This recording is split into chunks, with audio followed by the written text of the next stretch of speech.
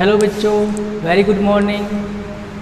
मैं Ajay Kumar with science KVM के YouTube channel में आपका स्वागत करता हूं। मैं पढ़ा रहा हूं क्लास 10 का चैप्टर नंबर 8, जिसका नाम है कार्बन व उसके यौगिक। तो कार्बन और उसके यौगिक में हम कार्बन की विशेषताएं पढ़ रहे थे।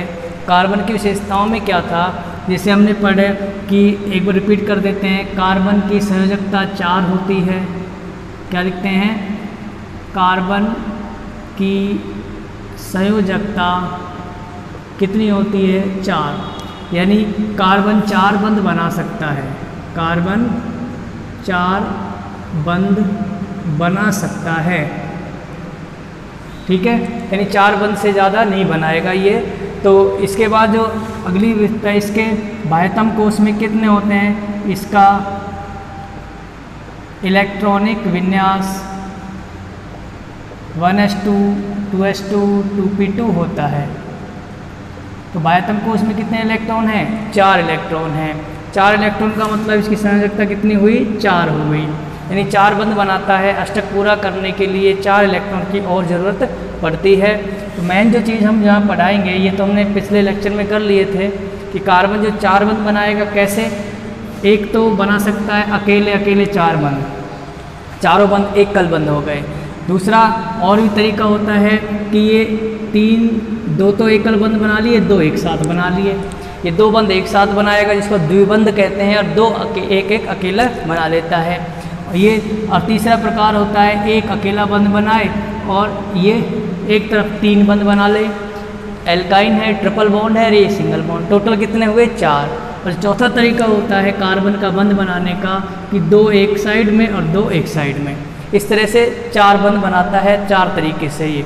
तो हम यहाँ पर पढ़ रहे थे, कार्बन में एक विशेषता और होती है कि कार्बन की जो श्रृंखलाएं होती हैं वो आपस में जुड़कर श्रृंखला, शाखित श्रृंखला और चक्रीय यौगिकों का निर्माण भी करती हैं।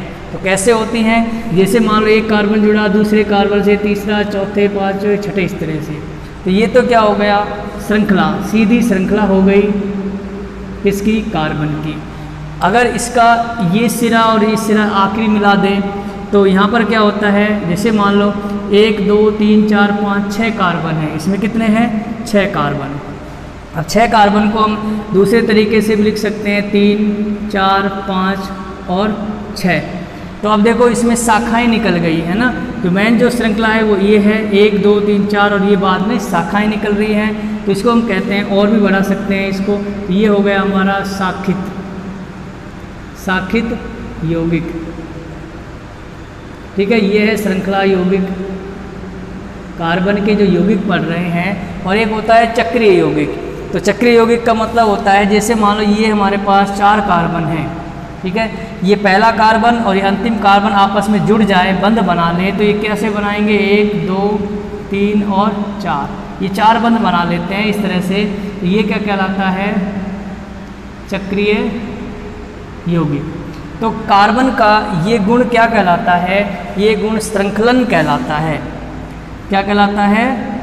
श्रृंखलन। इसका मतलब कार्बन में श्रृंखलन का गुण पाया जाता है। ये सीधी श्रृंखला में भी हो सकता है, शाखित श्रृंखला में भी हो सकता है, और चक्रीय यौगिक भी बना सकता है।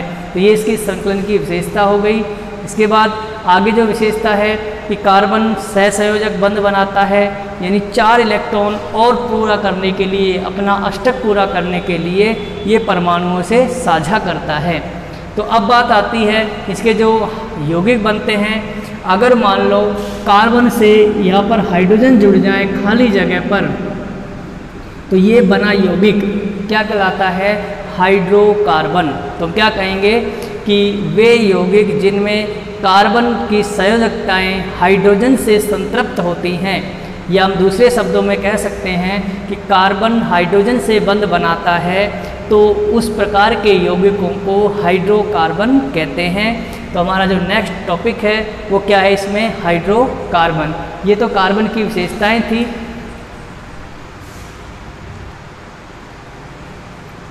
देखो हाइड्रोकार्बन नाम से ही पता है, हाइड्रो यानी हाइड्रोजन, कार्बन यानी कार्बन। तो हम क्या परिभाषा लिखेंगे कि कार्बन व हाइड्रोजन से बने यौगिक हाइड्रोकार्बन कहलाते हैं। ठीक है, ये हाइड्रोकार्बन की डेफिनेशन हो गई, छोटी सी डेफिनेशन है। अब देखो प्रकृति में कार्बन हुआ, चाहे हाइड्रोजन हुआ, चाहे नाइट्रोजन हुआ, कोई भी तत्व हुआ, वो अकेला नहीं पाया जाता है ना। वो स्थायित्व प्राप्त करने के लिए किसी दूसरे परमाणु के साथ जुड़ जाता है। ऐसे ही अपना ये कार्बन है, ये क्या है, अकेला नहीं रहता है, ये अन्य किसी परमाणु से यानी कार्बन से भी जुड़ सकता है, हाइड्रोजन से भी जुड़ सकता है, नाइट्रोजन से भी जुड़ सकता है, ऑक्सीजन से भी जुड़ सकता है। तो इस तरह से ये इन परमाणुओं से जब जुड़ता है, सल्फर से जुड़ सकता है, क्लोरीन से जुड़ सकता है, और भी परमाणुओं से ये जुड़ सकता है। तो इनके जुड़ने से जो यौगिक बनते हैं उन्हें क्या कहते हैं हम, कार्बनिक यौगिक। कार्बनिक यौगिक का मतलब होता है ऐसे यौगिक जिनमें कार्बन उपस्थित होता है, कार्बनिक यौगिक कहलाते हैं। जैसे हम बात करें यहाँ पर, ये H2SO4 है, ठीक है, इसमें कार्बन आया नहीं है, तो ये क्या कहलाएगा, अकार्बनिक। अकार्बनिक। हमारे पास ये क्या है, अम्ल था, और एक हमारे पास ये अम्ल है एसिटिक अम्ल, इसका नाम होता है एसिटिक अम्ल। तो इसमें कार्बन है, ये रहा कार्बन, ये क्या होगा, कार्बनिक यौगिक। तो देखो कार्बन किससे जुड़ा, ऑक्सीजन से जुड़ गया, अन्य परमाणुओं से, कार्बन से भी जुड़ गया आपस में, है ना। तो ये क्या कहलाते हैं, कार्बनिक यौगिक कहलाते हैं। हाइड्रोकार्बन यानी कार्बन और हाइड्रोजन से बने यौगिक हाइड्रोकार्बन कहलाते हैं। अब हम पढ़ते हैं इसका वर्गीकरण, क्योंकि हाइड्रोकार्बन का भी कई भागों में वर्गीकरण किया गया है। तो इस तरह से इसका वर्गीकरण करते हैं कि ऐसे चार्ट से बना लेते हैं, उसको साथ साथ समझाते चलेंगे। हाइड्रोकार्बन का वर्गीकरण, तो हाइड्रोकार्बन के वर्गीकरण में क्या लिखते हैं, देखो ये हाइड्रोकार्बन का वर्गीकरण है, शॉर्ट में है, इसे और डिटेल में होता है, वो बड़ी क्लासों में पढ़ेंगे। यहाँ तक इतना ही याद रखो कि हाइड्रोकार्बन मेनली दो तरह के होते हैं, अचक्रीय हाइड्रोकार्बन यानी विवृत श्रृंखला युक्त, जो एलिफेटिक होते हैं। एलिफेटिक का मतलब होता है कि जिनको जलाने पर काले रंग का धुआं नहीं निकलता है, नीली ज्वाला से जलते हैं, श्वेत धुआं निकलता है, तो वो एलिफेटिक कहलाते हैं।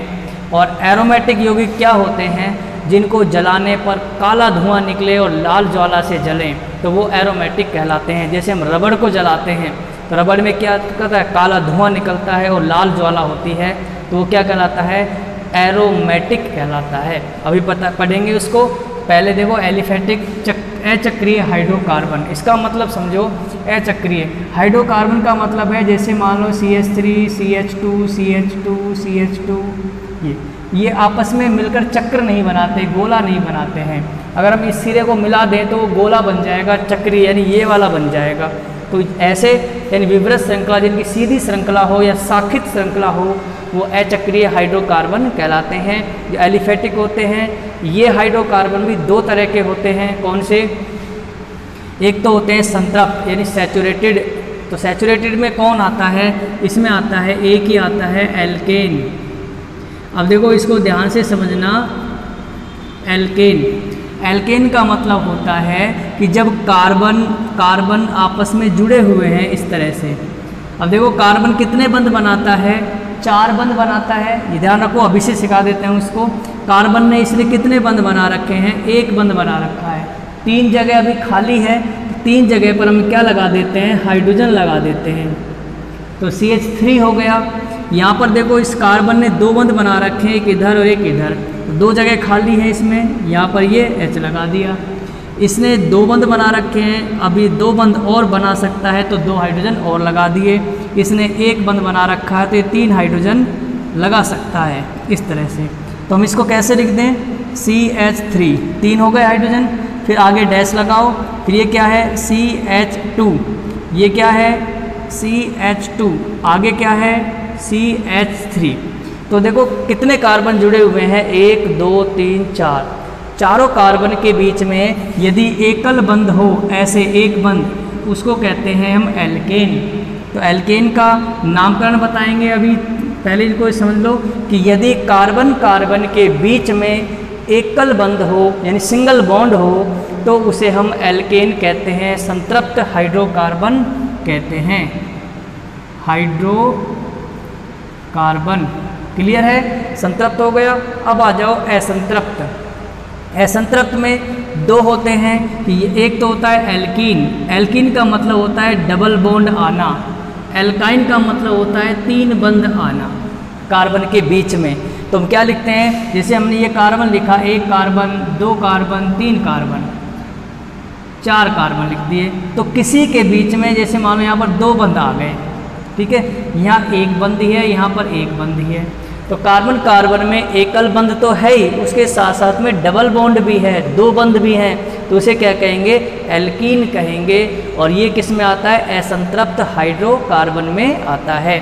एल्काइन में यदि कार्बन कार्बन के बीच में तीन बंध आ जाए तो उसे क्या कहेंगे, एल्काइन कहेंगे। ये एल्काइन है, यहाँ पर तीन बंध आ गए, कम से कम एक तीन बंध का जोड़ा आ जाए, इसमें कम से कम एक द्विबंध का जोड़ा आ जाए तो ये एल्कीन कहलाता है और ये एल्काइन कहलाता है। तो ये तो हो गया अचक्रीय, साथ सब के सब सीधी श्रृंखला बना रहे हैं। अब आ जाओ चक्रीय में। यदि जैसे हमारे पास एक कार्बन, दो, तीन, चार कार्बन है, ये कैसे हैं, सीधी श्रृंखला में है, ठीक है, इसकी तरह है। अगर हम इसका पहला कार्बन, एक, दो, तीन, चार, पहला और चौथा कार्बन को आपस में जोड़ दें तो हमारी संरचना क्या बनेगी, तीन चार ये हो गए, ये पहला कार्बन और ये चौथा कार्बन जुड़ गए, तो दो, तीन, चार और एक, तो यहाँ पर जुड़ गया, तो एक चक्र बन गया, है ना। तो इसे क्या कहते हैं, चक्रीय हाइड्रोकार्बन या वलय युक्त हाइड्रोकार्बन। अब हमने चक्रीय हाइड्रोकार्बन तो बना लिया, जैसे मान लो चार कार्बन का कैसे बनाया हमने, एक कार्बन, दो कार्बन, तीन कार्बन और चार कार्बन। अब देखो इस कार्बन ने कितने बंध बना रखे हैं, एक बंध ये बन रहा है, एक ये बन रहा है, दो बन रहे हैं, दो जगह अभी खाली है इसमें, तो यहाँ पर एक हाइड्रोजन यहाँ जुड़ जाता है, एक हाइड्रोजन यहाँ पर जोड़ देंगे, तो कार्बन के चार बंध हो गए, एक, दो, तीन, चार, संतृप्त हो गया कार्बन। अब यहाँ पर भी दो हाइड्रोजन जोड़ दो, यहाँ पर भी दो हाइड्रोजन जुड़ेंगे और यहाँ पर भी दो हाइड्रोजन जुड़ेंगे, ठीक है। तो ये चक्रीय यौगिक हो गया। एकल बंध है तो इसको कहेंगे चक्रीय एल्केन। अगर मान लो कहीं पर दो बंध आ जाए तो कहेंगे चक्रीय एल्कीन। वो आगे बड़ी क्लासों में पढ़ेंगे, फिलहाल तो छोटा सा वर्गीकरण है, इसको 10वीं तक पढ़ लो, आगे फिर समझ में आ जाएगा। तो ये चक्रीय यौगिक भी दो तरह के होते हैं। कौन कौन से ऐसे चक्रीय यौगिक, एक तो होता है एलिसाइक्लिक। एलिसाइक्लिक का मतलब होता है यदि कार्बन कार्बन के बीच में एकल बंध हो और वो चक्रीय संरचना बना रहा हो इस तरह से, ठीक है, तो एकल बंध से जुड़े हुए हैं, संतृप्त है, एलिफैटिक यौगिक है। संतृप्त क्या होते हैं, संतृप्त होते हैं एलिफैटिक यौगिक होते हैं। तो यहाँ पर देखो इसमें कितने हाइड्रोजन लग सकते हैं, दो हाइड्रोजन यहाँ लग सकते हैं, इसमें दो हाइड्रोजन यहाँ लगा देंगे, इसमें दो हाइड्रोजन यहाँ लगा देंगे, ये दो हाइड्रोजन और ये भी दो हाइड्रोजन, ठीक है। तो इसको कहते हैं साइक्लो, यानी साइक्लो का मतलब होता है चक्रीय, चक्रीय एल्केन। क्या लिखेंगे इसको, चक्रीय एल्केन। अब एल्केन में 6 कार्बन है तो हेक्सेन भी लिख सकते हैं, आगे नामकरण में पढ़ाएंगे इसको। तो ये कैसा यौगिक होता है, एलिफैटिक होता है। इसको यदि हम जलाते हैं तो इसमें नीले रंग का धुआं, वो नीले रंग की ज्वाला निकलती है और सफ़ेद रंग का धुआं निकलता है, तो ये एलिफैटिक है। एरोमेटिक में आ जाओ, यदि 6 कार्बन जुड़े हुए हैं, 1, 2, 3, 4, 5 और 6, ये 6 कार्बन इसमें जुड़े हुए हैं और यहाँ पर एक छोड़कर एक द्विबंध आ जाए, ये डबल बॉन्ड हो गया, ये डबल बॉन्ड हो गया और ये डबल बॉन्ड हो गया, तो ये बेंजीन कहलाता है। इसको यदि जलाते हैं तो लाल ज्वाला और धुआं निकलता है काले रंग का, ये कहलाता है एरोमेटिक हाइड्रोकार्बन। अब इसमें देखो कितने हाइड्रोजन जुड़ सकते हैं इस कार्बन से, 1, 2, 3 बंध तो बने हुए हैं, एक हाइड्रोजन जुड़ सकता है, इससे भी एक हाइड्रोजन, यहाँ भी एक, यहाँ भी एक और यहाँ भी एक, ये बेंजीन की संरचना हो गई। तो ये एरोमेटिक हाइड्रोकार्बन कहलाते हैं। अब इसके बाद टॉपिक के बाद हम पढ़ेंगे इनके नामकरण, हाइड्रोकार्बन का नामकरण। हाइड्रोकार्बन के यौगिकों के नामकरण की कई पद्धतियाँ होती हैं। कई पद्धति का मतलब है कि हम उनका नामकरण करते हैं, तो कई तो साधारण नाम से करते हैं, कहीं पर कुछ बोलते हैं। इसलिए कई पद्धतियों का विकास हुआ।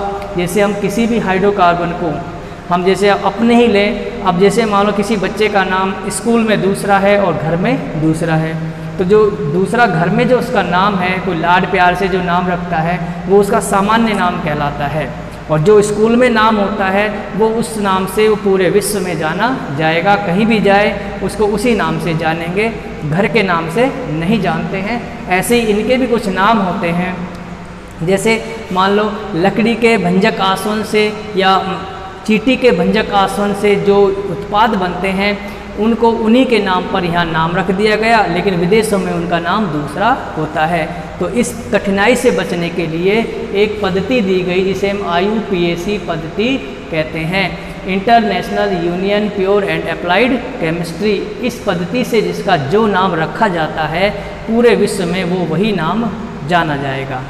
तो इसके अगला टॉपिक है, इनका स्क्रीनशॉट भी आप साथ साथ लेते चला करो ताकि याद रहे, ध्यान रहे।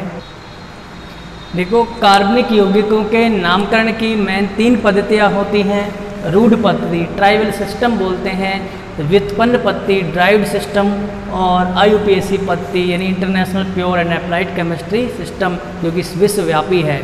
तो इसमें जो रूढ़ पद्धति होती है वो क्या होती है, इस पद्धति में कार्बनिक यौगिकों का नामकरण उनके स्रोत यानी कैसे स्रोत, प्राकृतिक स्रोत, प्रकृति से जो प्राप्त है प्राकृतिक स्रोत व गुणों के आधार पर किया जाता है। कैसे करते हैं, जैसे एग्जांपल लें हम यहाँ पर, ये है हमारा सूत्र लिखते हैं। इसमें सूत्र है हमारे पास मैथेन CH4। IUPAC नाम मैथेन है, बाद में बताएंगे कैसे मैथेन है। इसका जो प्राकृतिक स्रोत है, प्राकृतिक स्रोत वो है, ये दलदल से प्राप्त होती है, दलदल से प्राप्त होती है। दलदल को मार्स कहते हैं, मार्स। तो इसका जो रूढ़ नाम हो जाएगा वो क्या होगा, मार्स गैस। अब देखो, मार्स गैस एक रूढ़ नाम है ना। हम दलदल से प्राप्त हुई, जहाँ से इसकी उत्पत्ति हुई उसी के नाम से मार्स गैस रख दिया, लेकिन हर जगह इसको मार्स गैस के नाम से नहीं जानते हैं।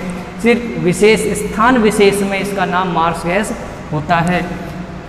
इसके बाद जैसे मान लो हम दूसरा, ये तो मैथेन का हो गया, और एग्जांपल लेते हैं। स्पिरिट लिया हमने, स्पिरिट है लकड़ी के भंजक आसवन से होता है, कास्ट स्पिरिट यानी मैथिल अल्कोहल बोलते हैं। ये है CH3OH, नाम मैथेनॉल है, लेकिन ये लकड़ी के भंजक आसवन से प्राप्त होता है।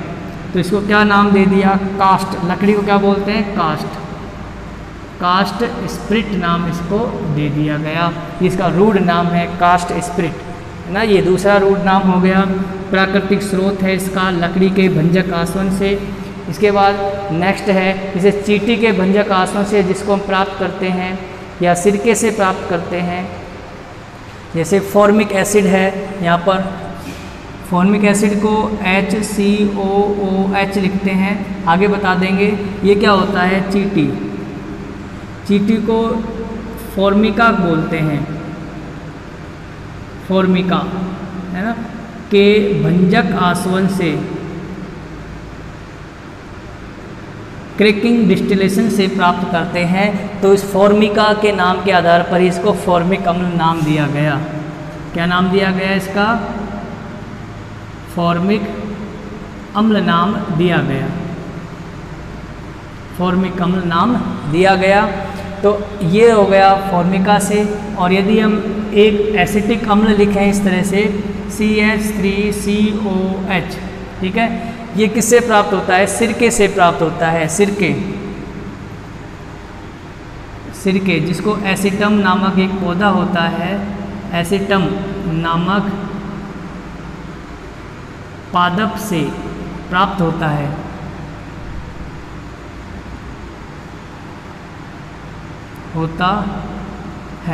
इसलिए इसको एसिटिक अम्ल भी कहते हैं। क्या कहते हैं, तो नाम क्या हो जाएगा, एसिटिक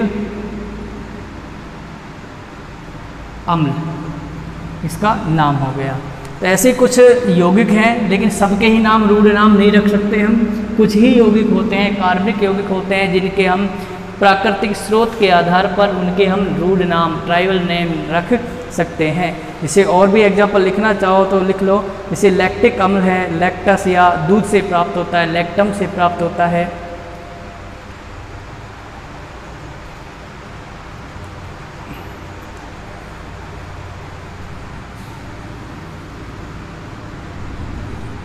ये प्राकृतिक स्रोत के आधार पर रूढ़ पद्धति में नामकरण है।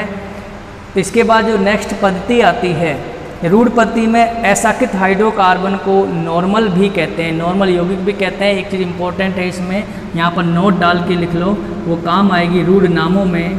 रूढ़ पद्धति में जो असाकित कार्बन होती है, असाकित हाइड्रोकार्बन है, को वो नॉर्मल या एन से इंडिकेट करते हैं। रूढ़ पद्धति में असाकित हाइड्रोकार्बन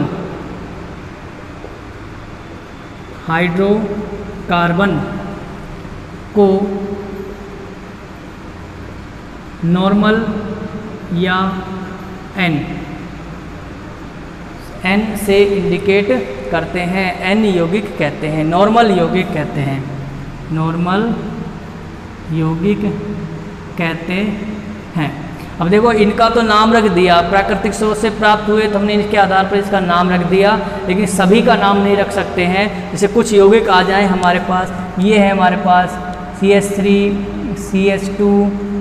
CH2 और CH3। अब देखो, इसमें 1 कार्बन, 2 कार्बन, 3 कार्बन, 4 कार्बन है, ठीक है। तो 4 कार्बन की एक सीधी श्रृंखला है, अशाखित श्रृंखला है, हाइड्रोकार्बन है। अगर इसमें शाखाएं निकल जाती तो हम N नहीं लगाते, तो इसके नाम के आगे हम क्या लगाते हैं, N लगा देते हैं। और कितने कार्बन है, 1 2 3 4 कार्बन को हम ब्यूट बोलते हैं। क्या बोलते हैं, ब्यूट।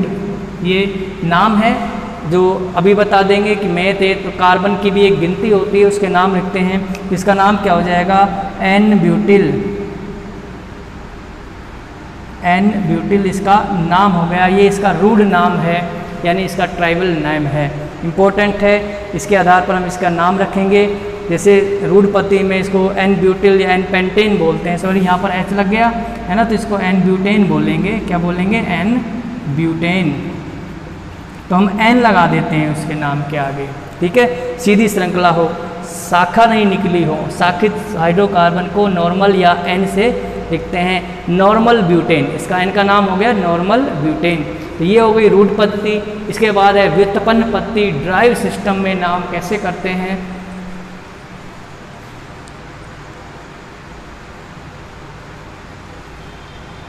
अब देखिए, रूढ़ पद्धति में ही कुछ चीज़ें और होती हैं जो इम्पोर्टेंट होती है, बहुत इम्पोर्टेंट है, आगे तक काम आएंगी, वो नाम के आगे जोड़ी जाती हैं। जैसे हमने अभी बताया कि यदि सीधी श्रृंखला है किसी कार्बन की तो उसके आगे N लगा देते हैं। N का मतलब होता है नॉर्मल होता है, ठीक है। तो इसमें कितने कार्बन है, 1 2 3 4, हाइड्रोजन जोड़ दो, यहाँ पर 3, यहाँ पर 2, यहाँ पर 2 और यहाँ पर 3, तो इसको क्या बोलेंगे, N ब्यूटेन, ठीक है। इसका नाम हो गया। अगर मान लो इसमें शाखाएं निकल जाए, ये तो क्या है, अशाखित है, अशाखित हाइड्रोकार्बन है, हाइड्रोकार्बन। और यदि शाखाएं निकल जाएं, जैसे मान लो ये है हमारे पास CH3 CH और यहाँ पर लिख दिया CH3 और यहाँ आगे खाली है, तो ये जो समूह है 3 कार्बन का जो समूह है, ये क्या कहलाता है, आइसो कहलाता है, आइसो, ठीक है, आइसो समूह कहलाता है। अब इसके आगे कुछ भी जुड़ जाए तो उसी के नाम से इसको नाम बोलेंगे। जैसे हम 5 कार्बन जोड़ दें तो यहाँ पर इसी के आगे जोड़ दिया CH3CH और CH3, यहाँ खाली जगह है।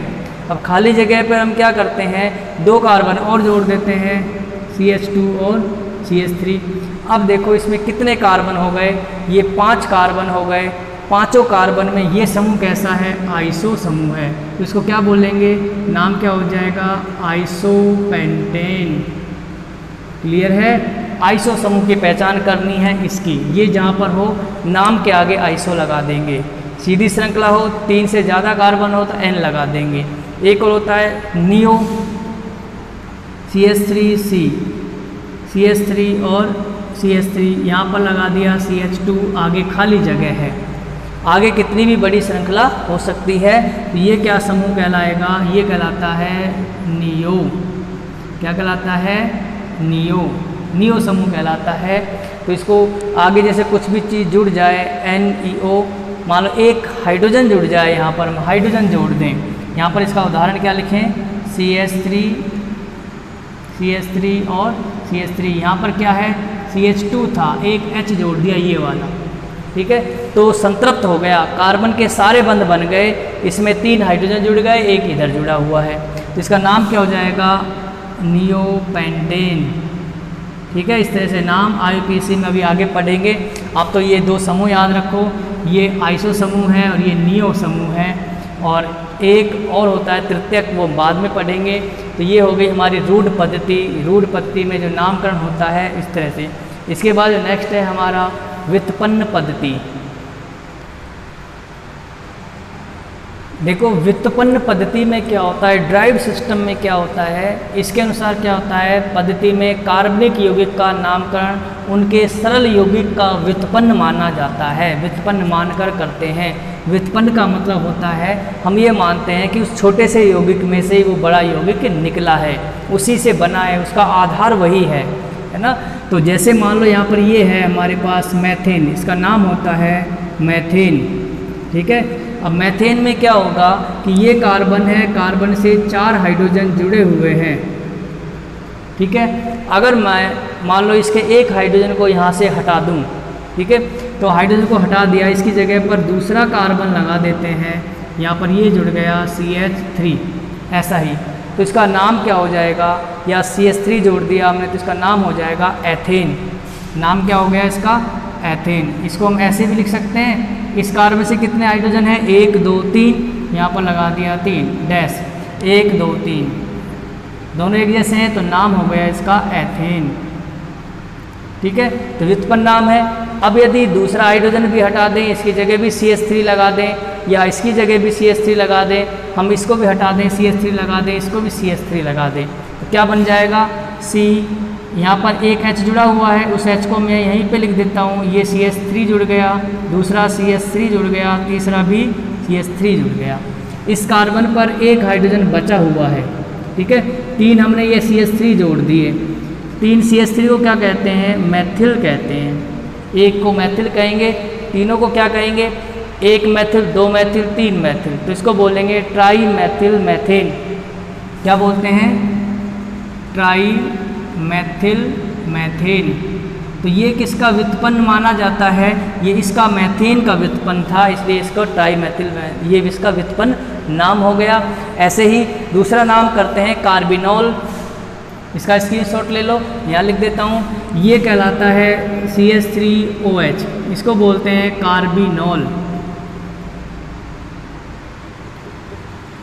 कार्बिनॉल, ठीक है।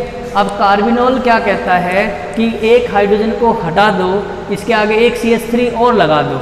जैसे मान लो यहाँ पर हमने लिख दिया CH2OH, इसका एक हाइड्रोजन हट गया, तो यहाँ पर एक खाली जगह हो गई, तो यहाँ पर क्या लगा दे, एक CH3 और लगा दो। तो देखो इसका नाम तो क्या था, कार्बिनॉल, ये तो क्या था, कार्बिनॉल, ये अलग से जुड़ा है, इसका नाम है मैथिल। तो ये व्युत्पन्न तो इसी से उत्पन्न हुआ है, ये इसका नाम क्या हो जाएगा, मैथिल कार्बिनॉल, मैथिल कार्बिनॉल नाम हो गया, इसका व्युत्पन्न नाम हो गया। या और भी एथिल कार्बिनॉल है। अब जैसे मान लो दूसरा एग्जांपल है एसिटिक अम्ल, CH3C डबल बॉन्ड OOH, इसका नाम होता है एसिटिक अम्ल। अब हम एसिटिक अम्ल के व्युत्पन्न बनाएं, इसमें से यहाँ से एक H हटा दें, ठीक है, आइसोप्रोपिल एसिटिक अम्ल लिख दें या कोई दूसरा समूह जोड़ दें। जैसे मैंने अभी ये समूह बताया था CH3CH और CH3 डैश। अगर मैं इसका एक हाइड्रोजन हटा दूँ यहाँ से, या दूसरा हाइड्रोजन भी हटा दूँ, एक हाइड्रोजन हटाया तो यहाँ पर क्या लगा दिया मैंने, CH3, एक हाइड्रोजन और हटाया तो हमने लगा दिया CH3। पहले कितने हाइड्रोजन थे, 3, अब एक बचा है, 2 है, ये लगा दिए, तो मैंने ये समूह जोड़े हैं। इनको ये समूह हो गया, इसका समूह का नाम क्या है? आइसोप्रोपिल।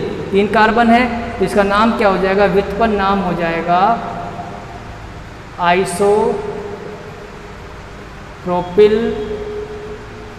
एसिटिक अम्ल। ठीक है, तो आइसोप्रोपिल एसिटिक अम्ल का सूत्र क्या हो जाएगा? इसको एसिटिक अम्ल को तो ऐसे ही लिख दो अभी, ये तो हमारा था CH3। अब इसकी जगह मैं यहाँ लिख देता हूँ इसको, ये CH3CH, एक CH3 यहाँ लगा दिया और ये हो गया OH। इसका नाम क्या हो गया? आइसोप्रोपिल एसिटिक अम्ल। ये इसका व्युत्पन्न नाम है, डेरिवेटिव नाम है। इस तरह से ये इतना वो नहीं है। इसमें क्या करते हैं कि एक छोटे से अणु से बड़े अणु का निर्माण होता है, वो उसका व्युत्पन्न कहलाता है। ये हमारी हो गई व्युत्पन्न पद्धति। इसके बाद थर्ड है वो है IUPAC पद्धति। IUPAC पद्धति को शुरू करने से पहले हम पूरा नाम लिखते हैं उसका। इसका स्क्रीनशॉट ले लो आप, नीचे जो एग्जाम्पल किए हैं मैं यहाँ पर एडिंग डाल देता हूँ। तीसरी है, इसको डिटेल बड़ी पद्धति है, डिटेल नेक्स्ट वीडियो में पढ़ेंगे। फिलहाल तो हम इसका नाम लिखते हैं IUPAC पद्धति। नाम 1 नंबर का आता है, ये इम्पोर्टेंट क्वेश्चन है। 1 नंबर का क्वेश्चन कई बार आ जाता है कि IUPAC का पूरा नाम लिखिए। तो IUPAC का पूरा नाम जो होता है वो क्या होता है? इंटरनेशनल, यदि आपको स्पेलिंग नहीं आती है तो कोई दिक्कत नहीं है, international union of pure and applied chemistry. मैं यहाँ पर लिख लेता हूँ, ऐसे भी लिख सकते हो आप, इंटरनेशनल